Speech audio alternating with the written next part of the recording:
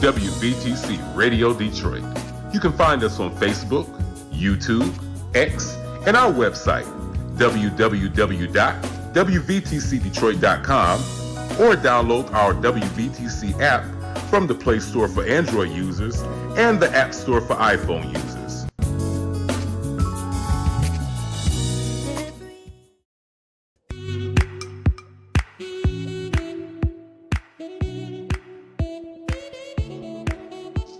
Thank you for tuning to WVTC Radio Detroit and the Community Bell Show with your host, former Wayne County Commissioner Edna Bell. Stay tuned for insightful information Detroiters will find valuable. Text a friend and tell them to watch with you for news you can use. And now, your host, Edna Bell.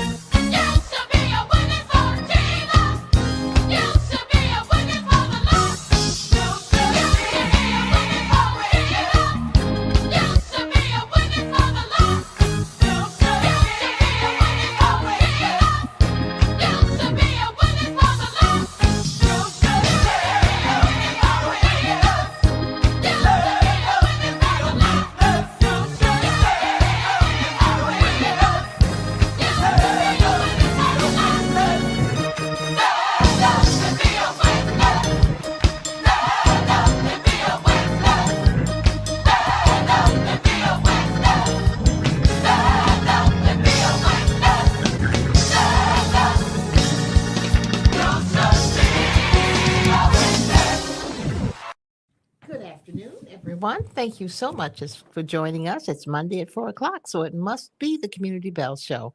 We are so glad to have you with us this afternoon. I've got some special guests that I will introduce to you in just a moment.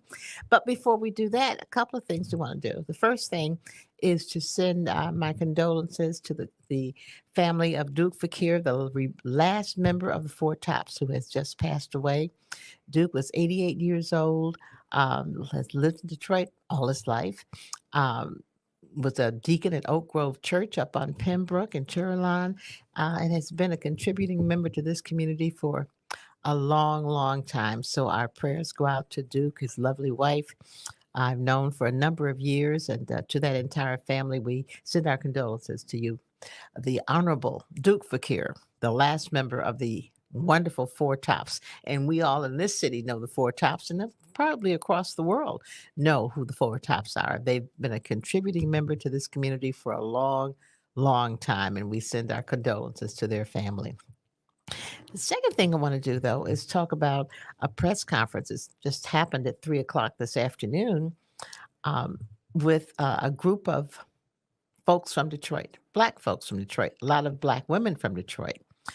Um, they're holding the press conference to express their displeasure with the format for a debate between the senatorial candidates, Hill Harper and Alyssa Slotkin.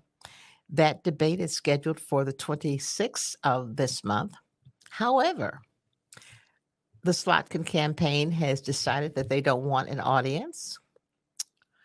There will be no recording of the debate. There will be no one other than those people who will be interviewing the two candidates. And so nobody will be able to see it. I'm not sure what kind of debate that's going to be. It will be held on I think it's WHPR. And there are a whole lot of people in Detroit who are objecting to that format. And particularly, there will be no Black women on the panel that will interview the two candidates. Now, Detroit is the largest Black market in Michigan. Black women are the largest voting bloc that the Democratic Party has. And there will be no Black women interviewing the candidates. So, unfortunately, I could not be at the press conference, but I want to have my own press conference right now here on WVTC Detroit that says that is unacceptable. So you guys might want to reconsider how you're formatting that particular event to have no recording, no audience, no questions. Seems something wrong with that. Now, that's all I have for now. Other than last thing, I said I was going to only have one more thing. One thing, our president has decided he is not going to run. And however you feel about that decision, the decision has been made. And so now we, as people of these United States, must pull together. And I'm not talking about Democrats, Republicans, Independents. I'm just talking about people with good sense and good hearts and good heads must understand who is running for president. A woman, happens to be a Black woman, but a woman who has all the credentials necessary to run this country, has been elected Attorney General of California, has been elected a senator in California, and elected Vice President of these United States, is now a candidate for the President of these United States. She will be running against a person who has been convicted of 34 felonies, has been convicted of sexual assault, has been convicted of scamming people out of their money with his Trump University, has been convicted, he and his dad, of being discriminatory in their housing projects and not allowing Blacks to move in New York. So I just say to you, write the scorecard down, decide who you want to represent you in this country, and hopefully you'll come up with the right answer.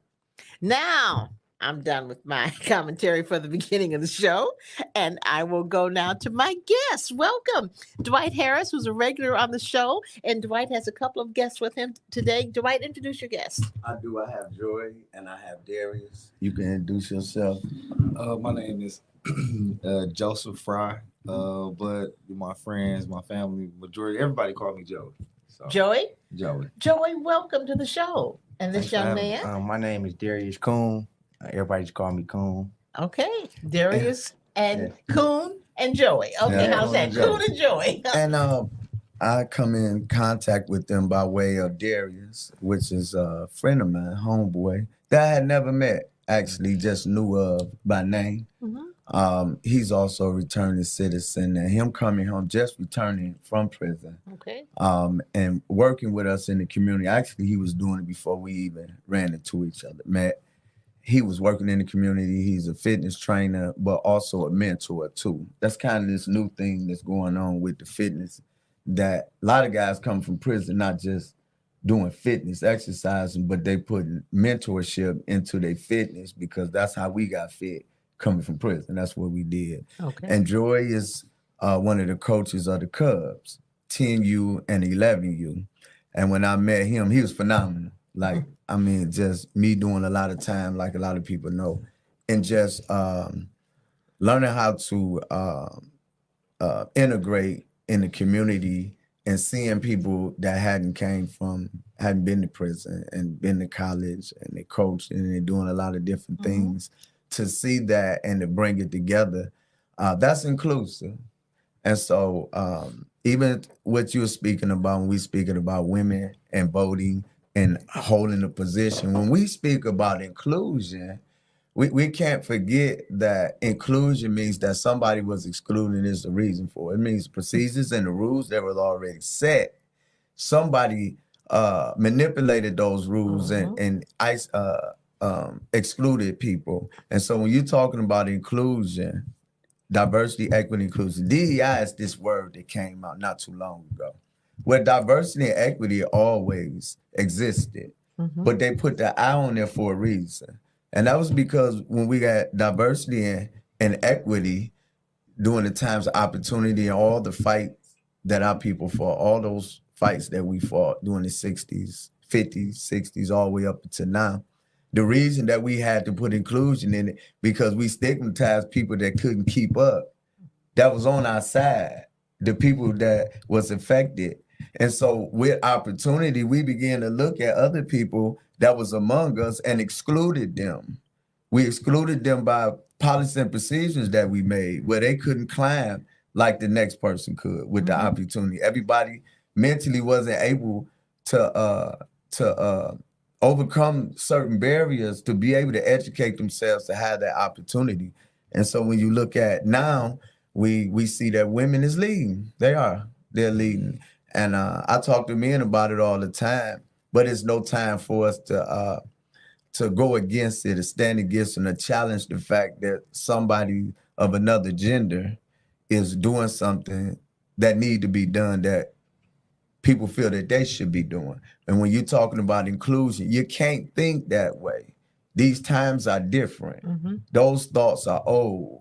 And when you're talking about DEI, if you're standing on DEI, if you work for any company, if you work for anybody, we understand what inclusion is. You cannot stand and challenge those things that we know that we received during the time of opportunity, when diversity and equity was on the floor, and we fought and people died for that. Today, we must respect and honor that, no matter how people feel about what's going on. Just because there's a whole bunch of women doing something and men not doing nothing. That's not to say that men is not doing nothing. There's a men doing some things. I'm not saying but we all have to do it together. Yeah, doing it together. You can't just but it jump on. becomes a fight. It's a different, because you have a group of men got a problem with that.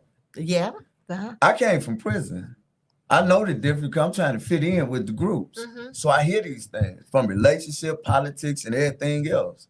So I think different because I come from a whole different set. I come from a cell block where our rules were different. There was no women in there, and the way so when I look at integrating and applying myself and being productive in society, I hear the difference in the ideologies of men, politics, and how we do the things that we do. Okay. You know. It's going to be so important that we get everybody on the same page. Yes. And you don't have to be on the same page on the same day all the time, but Yes. on the same page when we get ready to vote is what we need to have people do. Yes. Joey, tell me how you feel about a woman president. A woman president. Mhm. It's different, but at the same time, we're just not used to it. But like, kind of piggyback off what he said when it comes to women leading, I think about marriage. I think about even us as coaching, we still have to teach kids, how to respect women and understand, like, just because I'm your coach, and then it's an organization, so you got the cheerleaders, you got over there as well, and you got teen moms, and it's like we got our own ecosystem that we live in. And I think when it comes to a female president, it's just like, it's okay to let that person lead. I'm not against it. Okay. I'm not against it. Okay. Okay. Cool. Well, I feel personally, women been leading. I mean, Okay, they, I like that. women. I mean, I respect it. I cherish it because a lot of women take care of your household. Like, if you got a wife, they do the cleaning, they cook, they make sure the house is together. Mhm. So when a woman leave the house, it breaks the house up. They the ones take care of the kids, make sure the kids get ready for school, and do all those things. So in so many words, they leading from behind the scenes. Okay. So Mhm. for a woman becoming a president, it's just letting the world know what women been doing for generations. All right, I like that. You know, and I asked that question because I think that there are going to be questions from particularly some young men about voting for a woman for president. And the answers that you young men gave make sense to me. Yeah. Yeah. Do you think you can convince your cohorts that it makes sense to do it? So And what do we I don't need to see- do to do that? I mean, sometimes you need to see a woman in their shoes. Like, a woman don't have to be tough or running the streets or like what the so-called men call themselves to be respected. Like, a woman is respecting in her own, what's the word, diameter, or Mhm. you know what I'm saying. So I don't have a problem with a woman leading this world, this United States. I don't have a problem with her being a president. I don't have a problem with following the lead of a Okay. woman. A You know black what I'm saying? woman, a black woman at that, because Yeah. it makes me think of, you know, when you bring up like stats and statistics on the whole black household, the dynamic. Okay, well, let's say if the man out there, mama been mama and daddy for years Absolutely. anyway, Mhm. so it shouldn't be much of a problem. Right, absolutely. You know, and I mean, Kamala has shown that she can sit in there and take it. She's been tough, you know, alongside Biden. Because think about it. I mean, in this situation, going into it, even with Biden, he started off shaky anyways to me. So with her being there, she can bring it on, reel it in, and I think get some of the policies that we want to get in there and get it done. And when I think about the sister, you know, yeah, I think she's a woman, but I think about her as a sister. I look at it as just like he was saying, it's like women have took care of us all our lives. And when I think about all the things I've been through and my story and my struggle, if it wasn't for her, I wouldn't have made it where I'm at. And the word ma to me, ma, M-A, it's a maternal, it comes from the word maternal. And any man, I think a man, when you see that a woman is finna take the lead, why would you want to get in front of her, knowing what she's done for us, all of history, all that I've read, all that I know, all the days that I've lived in my life, that she has took care of me. And every man that I know, it was her that did it. I'm not excluding the man, but when it come time for her to take the lead, knowing that we can't, why wouldn't you vote for her when she took care of us all our life? And so that's a self issue. That's something that people have to deal with within themselves. Okay. Like, who are you? What are you? Do you know who you are? If you know who you are, you're gonna vote who you are. You're not gonna vote contrary to who you are based on a feeling. You know, emotions don't rule. It shouldn't rule when you're talking about the truth and something that'll affect you personally, affect your children. Why would you vote contrary to who you are and what you look like? I appreciate that. Thank you. I appreciate those responses. But let me change the subject a little bit, because one of the reasons I wanted to have Dwight and you guys on today is because of what's gone on in the last couple of weeks. All the shootings that have taken place in the last few weeks. Um, there's something we need to do, and I don't know what it is. That I have to tell you, but I know there's something that's missing, something that we need to do to help the people who are doing it, because that's where we need to concentrate Yes. on these young men who are doing it. Why are they doing it, and how can we help them not do it Right. anymore? And so I was having a conversation. Mhm. We were talking. The conversation arrived from the work that we already doing. We applied for a CVI grant last year, and we didn't receive the grant. And just And let me because stop people just so they know. CVI, tell them what CVI means. CVI means Community Violence Intervention. This is money that was given during the pandemic to the government, and they've trickled down, and they used that money for community things that need to be done in our community. That was good. So this money was going to work specifically for the violence. Exactly. And so the city mhm. came up with a grant Mhm. through procurement, through the city procurement process, and for people that were already doing the work. Clear language. You have to have been in the community doing the work and apply for this grant and let the city know what it is you're doing that can make an impact on keeping fatal shootings and gunshots down by point variation and program performance quarterly. And so with that, you had to apply, which means that you already have you have to have already done the work though. Mhm. And so with that, Icon 10 had been doing the work a long time ago, years ago. And so it started for me working with Ceasefire when I was a case manager. And being a case manager, I canvassed all 205 and 224 area. And we the ones that came up with strategy. As a coordinator, I was coming up with strategies on how we deal with the community, this area, how we canvass, and how we get everybody in the community involved. At this time, community violence intervention wasn't the word. It was No. just cease the fire. And so now we are to a point now where let's deal with the pandemic. Violence before the pandemic wasn't as treacherous as the way it is today. And what I've noticed, because I've been there, is that it's nothing like where I come from or what I've done in my life. I was a shooter. I was convicted of shooting. So I can say that out of my mouth. Where a lot of people can't say that. They're afraid that I was a shooter. Well, I can say that. And I had the mindset just as bad as them through 3 or 4 different precinct areas on the west side. And sometimes we'll go on the east side. But when I look at this, and the mind says that they are robots now.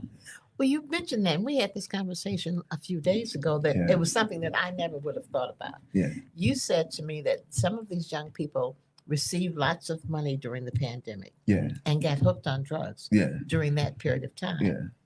And now a lot of the violence that's taking place is them trying to don't have the money to buy Yeah. it. So they're stealing it and hitting people in the head and Yeah. robbing and Yeah. so on to Right. get the money Right. for drugs. And see, that And so- never entered my mind. And, and and so- it probably wouldn't have Yeah. because I And never would've and thought to about have that. and to have lived the experience. Mhm. That's what I speak from. Not that I was doing that, Mhm. but I was in the pandemic. I wasn't in the house. Mhm. I was an essential worker during the pandemic. I worked at Fox Run and I was doing community work as Mhm. well. And when the pandemic came, I lost my kids. Mhm. I lost all those children, all the school boys, all these kids I had did community violence intervention with initially. I lost them because at this time I'm running for my life too. I didn't know what that was trying to kill me and kill everybody I knew. But at the same time, the kids wasn't in the households. These kids was already at risk, meaning they wasn't living at home. So when the pandemic came, grandma and everybody shut their doors and said you can't come in.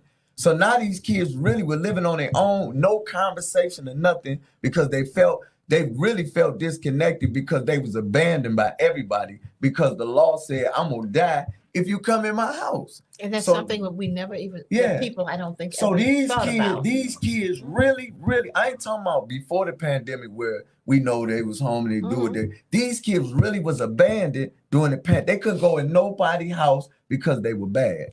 So now they end up Well, it was because they so- were bad or because of the COVID. because they already Both. were terrible. The parents, I'm saying the parents wasn't letting them come in already, right? Social Okay. interaction. Yeah, they lack that. We see that now dealing with, I bring this always, back to football and the youth anyways, but you asked, the question was, what do we do to prevent them from making these bad decisions? Mhm. Now, here I am, I sit here, I've never been to prison. I mean, I might have made a ticket or something like that. You go to jail, you bail out in the morning if license ain't right, whatever. Yeah. But one of the things is, while we able to piggyback off each other so well in this room is because we got both sides of the ball and how we can prevent. Because I'm pretty sure when they was locked up, it was a lot of things they said, I don't want to be in here. Mhm. Or how can I help myself while I'm in here? Mhm. And when I get out, I'm going to have a plan.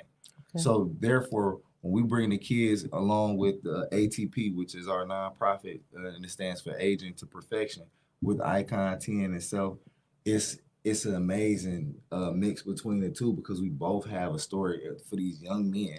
Like, you can go this side of the street, and I can tell you what it's like on this side of the street. Or you can stay straight on this side, and I can tell you about that side of the street. But ultimately, you know, it's almost like you know, in psychology, like you got nature versus nurture. You know, your nature could be you could be this dog, or you could have been nurtured to be this way, which is your environment. But it ultimately is up to you to make the right decision. And when we go to the pandemic, so many kids. I had, if I didn't get a tutor, I had a tutor for my kids during the pandemic. There's so many kids that can't read and write. Yeah. I'm talking about 10-year-olds. That's a scary part. Remember, you used to get a book and it was like, okay, yeah, this 5th grade I'm reading right now. Mama, the teacher said I could read it in 9th grade. They wanted to read. These kids cannot read. I'm talking about at 11 and 12 years old, you cannot read. Well, I mean, we have kids on our team right now that have the craziest situations, and our job is just to give them some type of normalcy, you know, I always call it our own world within a world, because when they get there, you got certain kids that, okay, they got 2 parents in the house. I'm getting, somebody asked me about my grades. Somebody asked me how I feel today, or somebody tell me how do I feel. So our biggest thing is let me ask you this question. One of my biggest things is dealing with young men's emotions, because one bad decision because you upset because somebody said something to you could probably put you in that position. Absolutely. Because I mean, probably a bunch of different reasons why you were the person that you was before. But I bet you some of it was based off emotions. If I just knew what I knew now, I wouldn't have did that, because I honestly don't care. And what you were saying, and a lot of it's the adverse childhood experiences, the things that happen to us when we children. Those things affect us as we get older. We're looking at the kids, the effects now. We don't know what's going on in their household. So when they come to the game, a lot of them come to play but we do experience some things on the field. We see we see the experiences, right? And so it's like those kids during the pandemic had money. Just imagine those kids we know had a bunch of money and no supervision. We was at home. They would figure out in their own mind what to do. So what they did with the money was gamble, because they didn't know how to spend it. You know, they had 50, I'm talking about 11, 12, 30 foot. They had 50, 60, $70,000 in their pocket because they was able to use the internet because their mothers didn't. Their mothers did, so they know how to do it and get the money. I that still boggles my mind when you tell me that, how they were able to get that kind of money. Because at that age, I just fraud in itself. Let's go to the scam and the right. That in itself, kids do that. That's not adults. Let's go there. That's not adults. We're talking like 15, 16. I'm talking about kids right now. $50,000 in their hand. Yeah. Well, I had the opportunity to experience from the inside during the pandemic. Yeah. I was in prison during the pandemic, and I got sent to a prison called Thumbs Correctional Facility. This is where they send the 16, youth, 17, the youth. And just what's the name of it? Thumbs Correctional Facility. Oh, and where was it? This is in Lapeer, Michigan. Oh, okay. So this is where they send the youth. Okay. So what they do, they put the youth on the yard with us, where we can communicate and build with them. So this is when I started my process of working with the youth, being at Thumbs. Okay. And just me talking, you know, you can't tell the youth nothing if you can't feed them. Like if you can't put no food on their table, they're not gonna listen to us put the guns down. So what I did, I tried to gain a different relationship with them in there, and just try to see where their minds was at. Like, what's going on out there? Why is y'all doing these things? And the main thing they kept saying was just the leniency they get. With like when the pandemic hit, people wasn't going to jail. You was committing crimes, and they was letting you go. So that gave the mentality in their mind, like, oh, I can get away with it. So it gave to the don't care attitude. So they start doing more and more things. And in reality, a person shows up one day out the week and try to build with a youth. A youth don't care about that. You have to build a personal bond. Like a youth probably going through things at home. Like he said, they probably not eating. They mama struggling. They daddy ain't been there. So you just popping up one day out the abuse, physical abuse, everything. sexual abuse. You pop up one day out the week and try to say, man, do this. They looking at you like, you don't care about me. Mhm. So the first thing people have to do to try to change this, and you have to gain that personal relationship with the youth. So when I came home, that was my mentality. Try to build with youth and gain a relationship with them where they're trusted to come to me and say, man, cool, man, this is what I'm going through. Because a lot of times they be embarrassed. They don't want to let Okay. people in what they got going on. If I'm Mhm. struggling, if it's roaches in my house, if I ain't ate last night. Mhm. So dealing with Joey, he brought me along with coaching the youth. So it gives you like a lot of times when you on that field coaching that youth, we like their daddies because they don't have no daddy. Absolutely. Okay. Absolutely. So they come to us for their problems if they need cleats or Mm. if they can't afford to pay for the team. They come to their coach. You know what I'm saying? Because that's their father. Right. So just me dealing with Joey with the youth, Mm. I see a whole different, like, coaching 10 youth. It's starting young with them. You're It's not a catching them different- at difference we 15, making. 16. You catching them at 9 and 10 and 11 Before they get before to the they stage get where to this- that stage and try to see what's going on. Because once I they didn't- get to that level, this it probably sometimes not it a be whole too lot of late. hope for And them. what Yeah, I'm gonna no, tell you, seriously. one of the things I learned the difference, you know, because I've been going over there now. Like I go Mhm. every day, religious kind Where of. where do you practice? We are at McCabe Field. Field. Over The there. Come, Yeah. A lot of history. It's And on the Broad thing- Street. And Yeah. the thing about it, Now I smile at McCabe Field Yeah. because I'm gonna tell you a story. I went to Northern High School. Mm. There is Okay. there is no longer a Northern High School at the corner of Woodward and Claremont or Woodman and Owen. Yeah. But that was our home field. That was our home. We didn't have a football field by our Right. school, but McCabe Field Oh, was yeah. our No- home no, no football better field. field. Oh, yeah, they didn't Yeah, have yeah. it. That- We used that to was- spank them on. that was our home football Yeah. field, and which of course is a pretty good distance from where we were, but you Yeah. know it was still that was McCabe Field was our home football. I'm sure team. Okay. So I knew McCabe Field well. Yeah, okay, I see, I just need to throw that in there when I hadn't heard McCabe Field in a long time. and the thing about it, so my interest now was because that's the CBI area. Mhm. Our goal, I don't want to put our goal out with the CBI, but we're gonna do big things on the west side. And he's on the west side. Mhm. They fall in the area. And so it makes sense when we say community violence intervention, you got to break the words now. Community. He's in the community. It Yes. affects the kids. Why would I create something when it's already there? We put money there to make it better for the kids, open it up for more kids to come that's not able to come. Absolutely. We got the coaches up. So basically, these entities in the community are already there. They've always been there when we talk about preventing something. Mhm. We haven't supported those things. And so when I see all the sports programs, all the programs that's in the neighborhood that's not being supported, I see why we can lose so many children to prison, Yeah. to drugs, and suicide and things like that. And the fact that they don't have no money. We have people that's in position, up in position.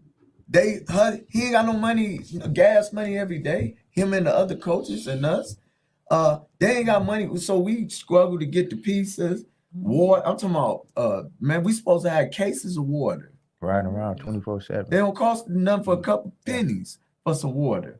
And the food and just that it helps. We're preventing violence. We're not promoting the cubs. We're preventing violence on the other end. The root causes of what we're doing and how we support. And so that's why I wanted him to come in. I joined with him. Okay. Icon 10, Appreciate which it. means that whatever I can Yeah. do, For real. I get some money, I put it over here because it makes sense for the community intervention. Because ain't no violence right here. I just say jump by community intervention. Okay. We do got some community violence intervention. We got something for that too. But this community intervention, like we finna jump over. Oh, you need help? They waiting on the money. The money's sitting here. They waiting the kids right here. It don't make sense. You want to know something too? You said something earlier, and you were we were talking about the age group. Right now, where I'm at with it is with the learning part of it is time and place, because a lot of kids, like again, pandemic, these kids that we have at this point in time, you couldn't go to church where your grandma or your auntie would tell you, stop talking, be quiet. you didn't get that pop in the back of your head for 2 years, and you already young, and maybe your mama didn't get that. So now everything is about time and place. Like right now, like we go to practice today, it's gonna be like everybody be quiet. Sometimes you just gotta be quiet. We tell them think 5 times before you speak. You know, so Absolutely. this is like really, you know, we trying to teach them to be young men. And give them the things that a lot of children get from home that they don't get. Yeah. They don't get that look Or some that, of them get it. that I we used to wanna give my reiterate it. daughters, that look, and they knew what the look meant. Oh, yeah, for real. I didn't have to say a word, just look. Absolutely. And to understand, like, you're gonna make mistakes, you're gonna mess up. Yeah. Like, I was disciplined as a kid, and I still went down the wrong path. So, like I just tell them, I don't want you to be 30 before you learn. Mm-hmm. You have the opportunity to learn right now, you know. So that's why with my health and wellness, you know what I'm saying, I'm a fitness trainer. I'm a trainer. I work out. And my brand is called Grind Hard Fitness LLC. And what I do, I don't just teach them about, oh, it's not about being big or strong. It's about your mentality. Like working out it's a mental thing. So when you can build your body and dedicate yourself to keep your health on point, that's a strong mental standpoint, because you're telling yourself, I can do anything. Because a lot of people don't get up every day just to work out. That's true. You know what I'm saying? For free at that, not getting no money. Like who wake up every day and do something for free? They don't. So when you tell somebody they can do that and anything is capable of being done, it gives them the motivation to like conquer the world. Okay. Because that's one small thing of an obstacle that it's just teaching them, like I said, dedication. It's building your mentality. Like, man, I can do that. Absolutely. So it's just all about playing. It's all about playing your part. Everybody working together. We a team. Yes. So if I do my part, and I trust that Dwight gonna do his part, and I trust that Joey gonna do his part, it'll build a whole brand together where we can work. So if this is my street to patrol, I'm gonna take care of my street. I'm not gonna try to go over there 'cause I trust Dwight To take to care take care of his street. street. Okay. Now if Dwight need me, I know he will come and ask me for help. But when we all just do our parts and play our parts, we can really change. And it's all about just saving one person's life a day. It ain't gotta be 1,000 too. Just work on one a day and we go from there. And before you know it, that one will spread to 2, that 2 will tell 4, that 4 will tell 10. And before you know it, it can be a difference. Yeah. And we have some engagement. We've been, doing CBI even though we didn't get paid. Yeah. Hopefully y'all pay us afterwards. Like just give us some love, give us some money, some seed money for doing the work already anyway. But I had them come. We talked to some young guys. We talking to the principals, really. And so just that conversation for him, I'm showing him like these conversations we're gonna have. When you talk about community violence intervention, what I realize is that nobody understands the intervention part. Intervention means if you're gonna intervene, you gotta intervene in reality. You gotta know them. You're not gonna intervene with me like the way I was. I carried a pistol, real big gun, hood over my head. I did. I know that. I had a real big hood. Like you're not finna talk to me about intervention. I'm not trying to. You're not trying to hear Not that. right now. Not right now. You got to get my attention. Okay. Absolutely. That don't get my attention. Hey, brother, let's talk. Nah, you got to meet me where I'm at, bro. I'm in the den. I'm over here. I'm on the block. I'm in the trenches. I'm at the store. I'm hanging. Meet me there. Relate to you. Relate. Come see me. Oh, you get me. Or catch me in jail. You could have really got me in. That was the mindset. That was Right. There was no getting away I'm with just it. saying. that was the mindset. That's what it got That me was the though. mindset. But when they throw me down and chain me up, hog tied me for a long time, and they made you did it listen. over They and over forced you to again. listen. Right? I'm saying the reality of that's what's gonna happen. Like I went through it. I done been Shanghai, fight the police and everything. I still ain't won. I'm 56. I went through it. I mean, I can tell the true story. Like I really bucked it, bro. I bucked it out here. I bucked it in the county. I probably was moved the most times in the county jail in the record. From real talk. If they look at the record back there, I was moved probably about 30 times in the county. Move, fight, group, fight. Went to prison.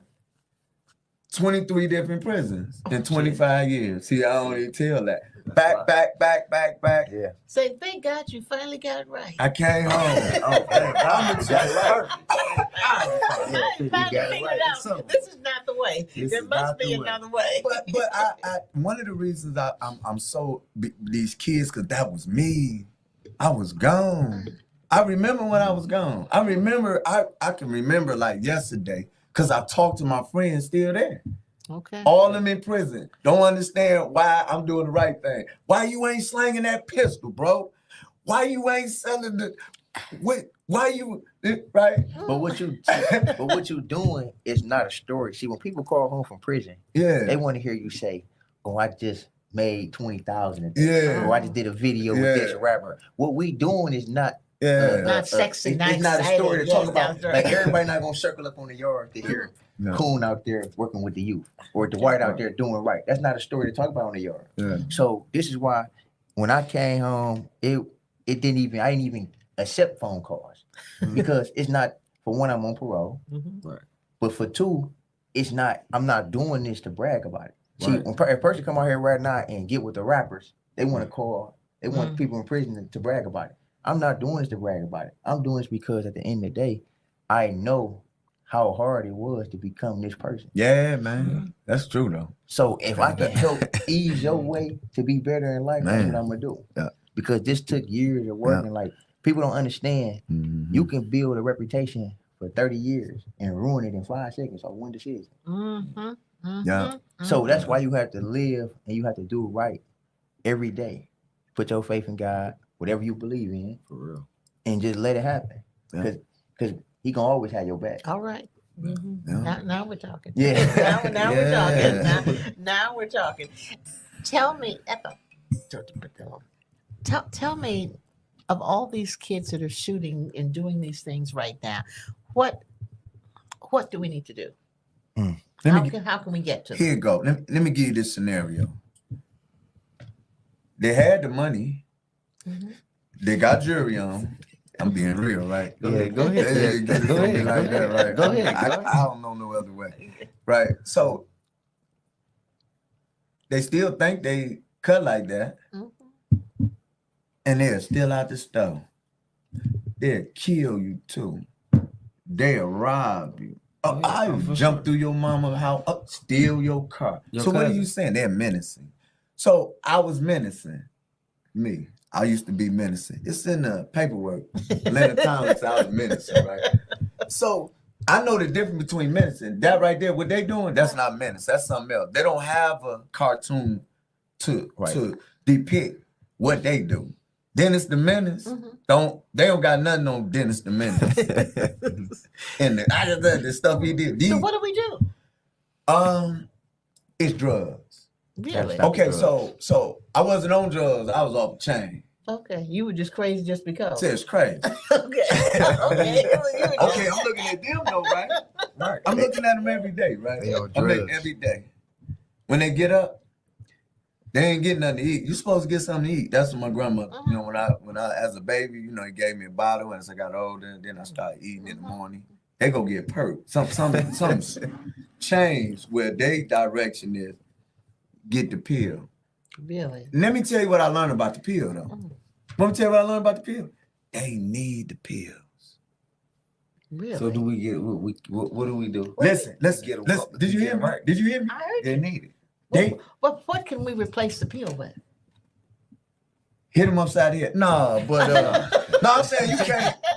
No, I'm saying, but here we go. You ready? Okay. What do you do with an addict when he's in So his- we need to find some recovery programs Okay. for them. all day? Because how you going?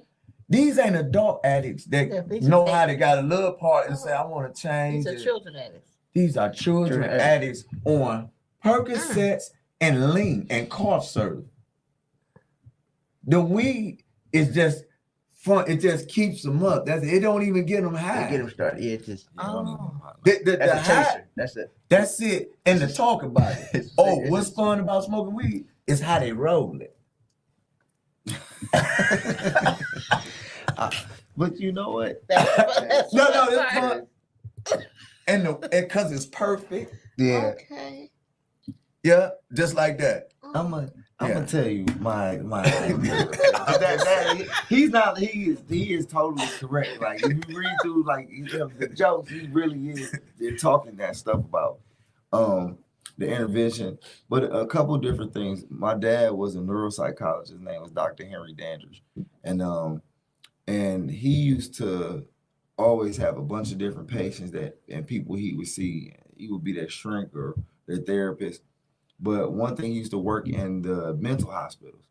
We don't got enough of them anymore. We don't. We don't. I actually don't even know where one is. England closed them all down. So we don't have any of those anymore. But what we can do at a grassroots level, like we doing, is continue to chastise the kids, because back then you could. I mean, now it's hard to, Right. very hard to. So when we got our kids for 2 or 3 hours at a time, I'm gonna tell you about yourself, and I'm gonna be honest with you. And I think you guys do a great job. And when the kids come and talk, y'all see, I'm like the cool coach. But when they come together, they gonna let them know. I be feeling bad. You know, they gonna let them know. Hold on, let me say this. This is crazy part. I'm so, bro, the stuff we done been through, bro. Mhm. And when I seen this kid get disciplined, and I know they off the chain, I felt sorry. The other day, the mom was upside his head. I was feeling, I wanted to say, don't do that. But guess what? I know if she don't do that, what he'll do in the next 10 years. I'm Okay. looking at him. Absolutely. Okay. As bad as I wanted to say, don't knock him down like that. I'm talking about she was owning. I was all in his face. It's gonna be all right, young duck. Come here, But you man. need to be on him, huh? You can't stop talking. You can't. Because if you don't, Yeah, I I actually swear, the other day we had a older guy that came up there, and I asked him to come back to practice again, because we don't have, the kids don't see enough people with gray hair. Oh, When you really think about it, I don't know, like if these kids go and they got a grandma or they got a great aunt or a granddad they go to, because when they see that gray hair, it's just like an automatic, like that's a respect thing. really? I see that a lot. I mean, I'm just saying. So but when I they need- come I in need to and come talk, up and talk to oh, him when you come sometime. up and talk, and then you was a cheerleader Yeah, too come before, on, so you know what I mean. When they see that, it's just like calm them down, Right. or they it's something of importance. But how many people die so young all the Yeah, time? true. How many got long True. you get? True. I mean, the average black man is what, 65 years old. Mhm. Wow. The little guy told me, the one that his mama was doing that with him, Right. because he stood right by me. He always do this, you know, I be dressed Mhm. coming for work. He be like this on me. He was Oh, looking you at want- I don't you. say no, right? I don't Yeah. say no, right? Take He you out. hit me one day, I was sharp. I had something on to just come up there. Wow. He say, you look nice today, coach. Oh, The little young guy told me that. Uh-huh. Grown guy ain't never told me that. Kid told me that. I say, thanks, youngster.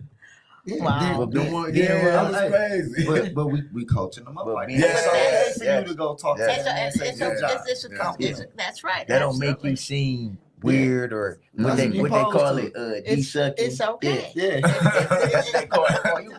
But what you learn from being around the youth, like I tell Dwight this all the time, like I love being around them. Like just the things I learn from a 9 and 10-year-old every day, it amazes me. Mhm. Because these kids, like I said, my saying is they've been here before. You know what I'm saying? Right. Because Mhm. they smart. They The are things very they can smart. teach you, and If they we are can smart. Just corral that into the right direction, Absolutely. and we'll be okay. You know what, guys? We got to wrap it up. Mhm. This So was so that- fun. That This means was you fun. got to You come. like that? That This means is you so got to fun. come back, because I think what we're going to do, Dwight, we're going to do make you one of our monthly irregulars, so that you can bring it back and keep us updated on what you're doing, how you're doing, how the kids. That's my concern. How are the kids Maybe doing? we'll bring the kids and let them talk. They need to see some regular. Oh, that would Yeah. And be great. we'll let the kids come. Oh talk. yeah, that'll be Oh, that's good. gonna be ooh. That That's would gonna be be great. great. Something like We're you're gonna watching let- right now. Oh, there's a couple of them out there watching. That would be great. Then we will do that. Yeah. that'll be Once a lovely. month from now on, we'll have you guys come on. You can bring, if you want to We bring a bring the kid with you. babies. Yeah. That'll be great. I ain't gotta say nothing. That'll be great. They something else. That'll be great. Joey, Coon, Dwight, thank you. Thank Thank you for having you. me. Thank you so much. Thank you. Thank you. Audience, you've heard the real deal. These are people who do it every day, who have been there, who understand it. Once a month now, you're going to hear from them. Thank you so much for joining us. Mondays at 4:00. We'll see you next Monday, 4:00. Take care. Have a See great you, week. Mama. Neighborhood beautification. That's very important to Detroit. It's very important to block clubs, organizations, and people who live in the community. We got started with 2 lots and a vision of a treehouse center. Because if we can take these blighted lots, Detroit give us grants to be able to do something with them that the community wants, it's a plus because we're bringing our neighborhoods back to where we want them to be, where they should be. All because I live in Detroit. Hi, I'm Judge Craig Strong, and I love listening to WVTC Detroit. Hey, Michigan, did you know that our state is committed to 0 preventable deaths and 0 health disparities? That's right. But despite our progress, there's still work to be done. Shh. Health inequities affect us all, especially communities of color. These pregnant women and their babies face disproportionate risk. It's time to address systematic issues head on. Okay. Introducing the Advancing Healthy Births Plan. With a focus on equity, it targets key areas like reproductive health, healthy babies, safe sleeping, and mental well-being. Let's come together, Michigan, to ensure every birthing mother and infant has the opportunity to thrive. Visit Advancing Healthy Births at michigan.gov to learn more and join the movement towards healthier futures for all. WVTC Detroit's Project Healthy Arrival is made possible with grant funding from Southeast Michigan Perinatal Quality Improvement Coalition, Michigan Department of Health and Human Services, and United Way for Southeast Michigan.